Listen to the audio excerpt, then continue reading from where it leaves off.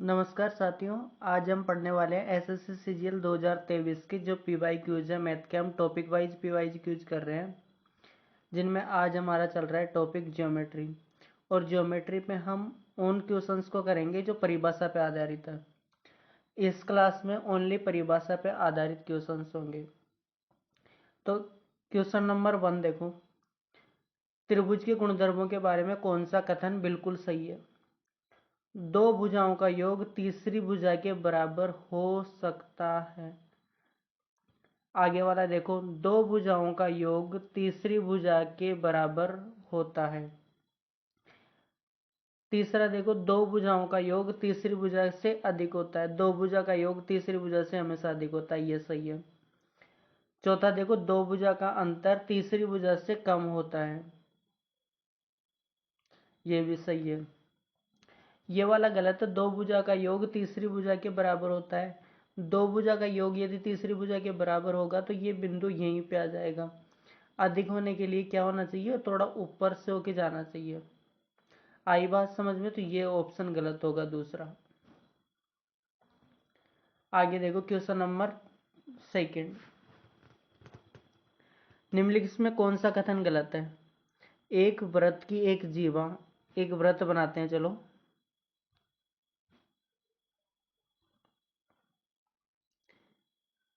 ये कोई एक वृत्त है और वृत्त की जीवा को बाहर दोनों हिस्सों पे बढ़ाया जाता है, ये बढ़ा दिया। तो बनने वाली रेखा क्या छेदक रेखा कहलाएगी क्या? हाँ सही है। कौन सी रेखा कहलाएगी? छेदक रेखा। दूसरा देखो, स्पर्श रेखा संपर्क बिंदु पर वृत्त की त्रिज्या के लंबवत होती है। स्पर्श रेखा संपर्क बिंदु पर वृत्त की त्रिज्या के लंबवत होती है। ये संपर्क बिंदु है और ये वृत्त की त्रिज्या है। तो यहाँ पे जो ये कोण बनेगा, दोनों के संपर्क बिंदु पे ये वाला जो कोण बनेगा वो क्या 90 डिग्री होता है क्या? तो दूसरा वाला भी सही है। एक रेखा जो वृत्त के अलग अलग बिंदुओं पर काटती है स्पर्श रेखा कहलाती है। नहीं, स्पर्श रेखा तो एक ही बिंदु पे काटती है। अगला देखो, स्पर्श रेखा वृत्त के केवल एक ही बिंदु को स्पर्श करने वाली रेखा है। हाँ सही है।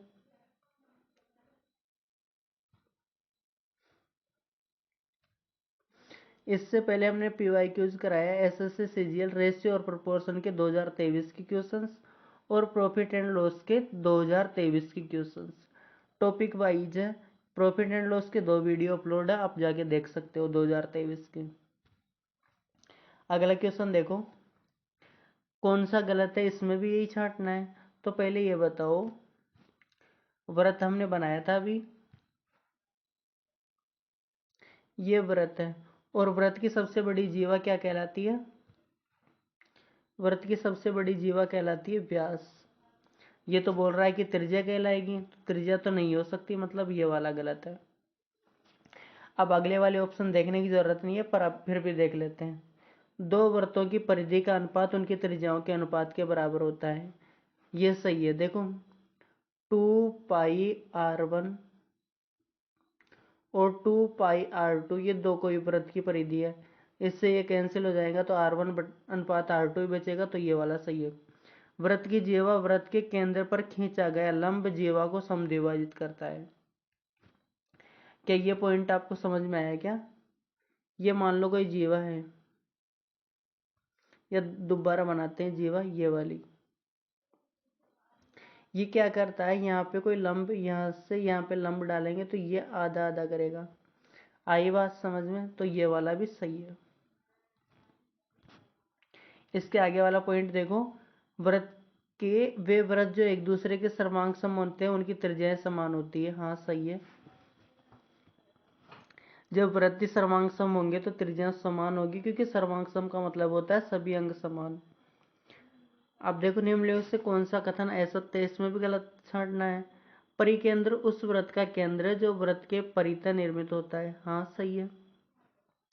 अंतः केंद्र किसी भी भुजा पर बना कोण हमेशा विपरीत शीर्ष पर बने कोण से 90 डिग्री अधिक होता है।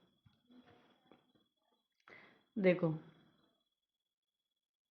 ये त्रिभुज बन गया, अब यहाँ से कोई बिंदु देख लो, ये वाला, ये यहाँ से मिलाया, इसको यहाँ से मिलाया, तो ये जो कोण बनता है बीच में अंत केंद्र वाला, ये वाला कोण, ये इस कोण का 90 डिग्री प्लस कोण a/2 अधिक होता है। तो उस कोण से 90 डिग्री अधिक नहीं होता, उस कोण के आधे से 90 डिग्री अधिक होता है। आई बात समझ में? तो ये वाला गलत है। अगले वाला देखो, एक त्रिभुज के कोण समद्विभाजों का समगतिक बिंदु है, कौन सा? अंत केंद्र। तो ये वाला जब इसको आधा आधा करते हैं तो ही तो मिलता है ये जाके, तो ये वाला भी सही है। त्रिभुज का केंद्रक प्रत्येक माध्यिका को 2:1 में विभाजित करता है, सही है। इस पे आधारित अभी न्यूमेरिकल क्वेश्चन भी देखेंगे एक। अब दो त्रिभुज हैं जिनकी भुजाओं का अनुपात भी आपको दे रखा है।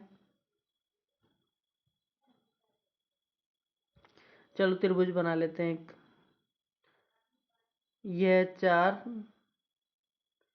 5 और ये वाला 6, 4, 5 और 6। ये वाली भुजा एक सेकंड, ये वाली भुजा 4, ये वाली भुजा 4, ये वाली 5 है और ये वाली 6। ऐसे दो त्रिभुज है।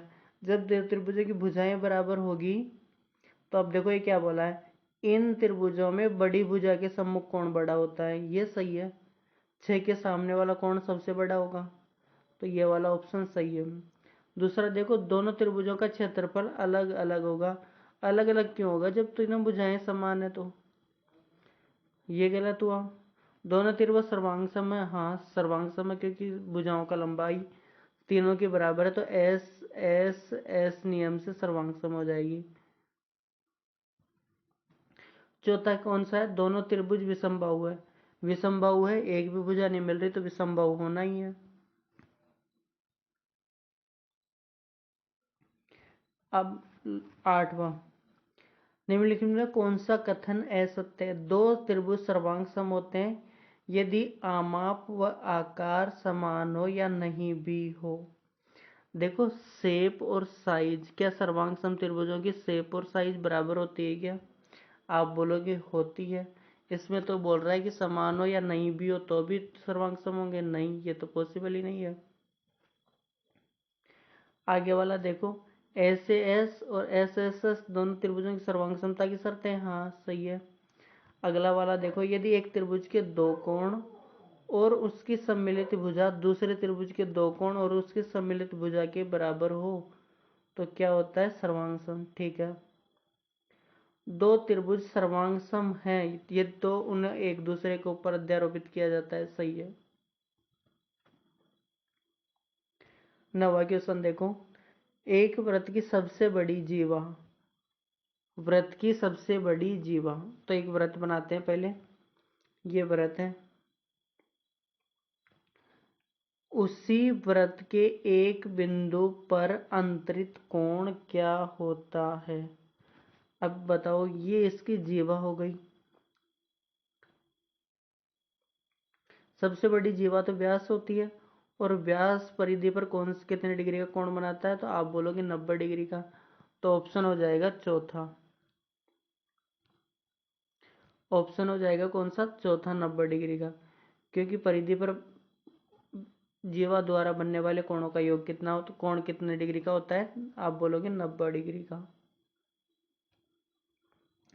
अगला देखो, यदि किसी समकोण त्रिभुज का एक कोण का माप, अब आप पहले ये बताओ समकोण त्रिभुज होते हैं कितनी डिग्री का है? इसका एक कोण तो 90 डिग्री का होता है।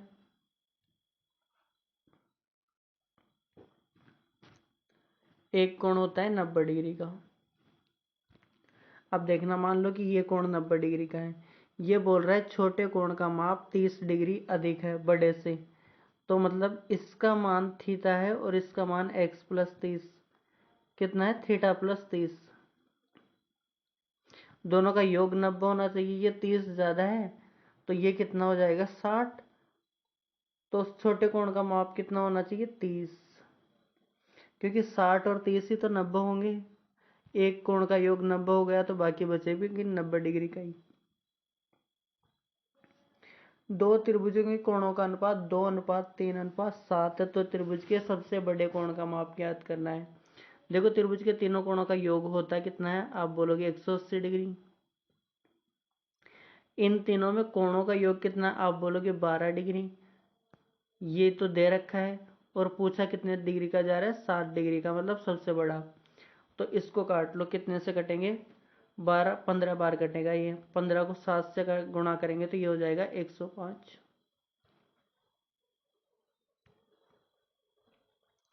इस क्वेश्चन को देखते हैं अभी।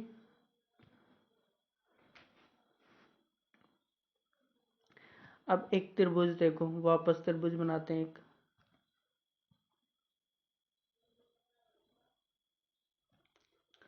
त्रिभुज है ए बी सी, ये हमने इसकी माध्यिका खींच ली और माध्यिका पे एक पॉइंट होता है जी। माध्यिका पे एक पॉइंट होता है जी जो इसको विभाजित करता है 2:1 में। अब देखो त्रिभुज में क्या है, ये कोई बिंदु है डी जो बी सी को समद्विभाजित करता है, मतलब ऊपर वाला बिंदु ए है। ये बोल रहा है ये जी डी का जो मान है वो है 10। 10 कितने की वैल्यू है, आप बोलोगे 1 यूनिट की। और ज्ञात करनी है ए डी की, मतलब 2 और 1 कितना हो जाएगा, 3। 3 की ये वैल्यू ज्ञात करनी है तो 3 गुनी हो जाएगी, मतलब 30। क्या आपको बात समझ में आई क्या, या तो एक त्रिभुज की प्रत्येक भुजा की लंबाई 12 सेंटीमीटर है, तो उस त्रिभुज की परित्रिज्या आपको ज्ञात करनी है। परित्रिज्या होती है कैपिटल आर बराबर ए बाई √3। ए का मान कितना है भुजा की लंबाई का, 12। 12 को √3 से भाग देंगे तो ये हो जाएगा 4 × 3 और बटे का √3 कटेगा तो इससे √3 बार कटना है, आंसर हो जाएगा डी। अगला वाला देखो, यदि जी वृत्त का केंद्र है, ये कौन सा त्रिभुज है, तो आप बोलोगे सर ये तो परिवृत्त है। वृत्त कौन सा है, परिवृत्त। परिवृत्त है तो ये वाला जो कोण बनता है, ऊपर वाला कोण इसका आधा होता है, तो 132 का आधा हो जाएगा 66 डिग्री।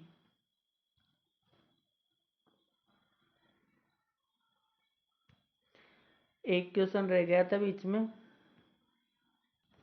अब देखो इस क्वेश्चन का आंसर, एक्स वाई और पी क्यू एक दूसरे को बिंदु एल पर प्रतिच्छेदित करती है। एक्स वाई की लंबाई ज्ञात कीजिए। जब वृत्त की जीवा वृत्त की परिधि को वृत्त को प्रतिच्छेदित करती है तो उससे बने हुए आयत का क्षेत्रफल समान होता है, मतलब क्यू एल गुणा पी एल बराबर होगा एल वाई गुणा एल के।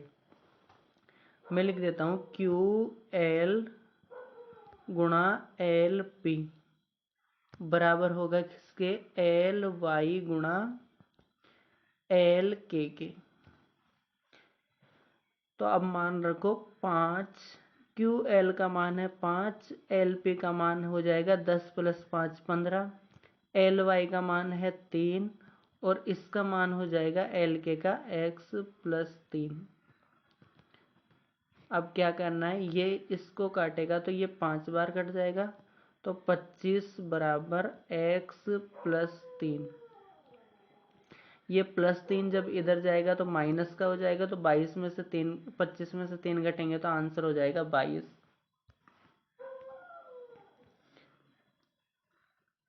देखो ये तो है CHSL 2021 के पूरे PYQs। ये CHSL 2021 के ही ये कंसेप्ट वाले क्वेश्चन, ये बहुत पुरानी PDF वीडियोस तो काफ़ी बढ़ गए हैं। ये मैजिकल वीडियो जिनमें आप काफ़ी सारे वीडियोस मिल जाएंगे जो आपकी प्रिपरेशन के लिए बहुत ज़्यादा यूजफुल होंगे, तो आप इनको देख सकते हो। तब तक के लिए थैंक यू। कल मिलते हैं दूसरे वीडियोज के साथ, ज्योमेट्री का अगला वीडियो। जिस पे हम देंगे थोड़े और कैलकुलेटिव क्वेश्चन देखेंगे हम। आज का तो हमारा था डेफिनेशन पर, ठीक है।